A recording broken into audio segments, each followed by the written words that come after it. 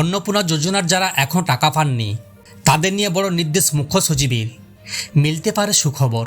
অন্নপূর্ণা যোজনায় যারা এখন টাকা পাননি বা বাদ পড়তে পারেন এমন আশঙ্কা রয়েছে, তাদের নিয়ে কড়া নির্দেশ দিয়েছেন রাজ্যের মুখ্য সচিব। অন্নপূর্ণা যোজনা নিয়ে মুখ্য সচিবের কড়া নির্দেশ, কোনো যোগ্য উপভোক্তা যেন বাদ না পড়েন, কোনো অযোগ্য উপভোক্তা যেন তালিকায় না ঢোকেন তা নিশ্চিত করতে হবে।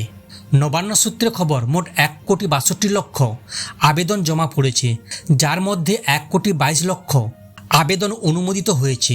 তবে বাতিল হয়েছে 27,83,000 আবেদন। আয়কর প্রদান, 3টির বেশি ঘরসহ বিভিন্ন বাছাইয়ের ভিত্তিতে প্রাথমিকভাবে বাতিল করা হয়েছে।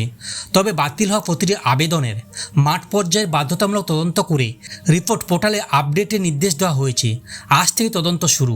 আগামী 7 দিনের মধ্যে সমস্ত যাচাই প্রক্রিয়া শেষ করতে হবে বলে নির্দেশ দেওয়া হয়েছে।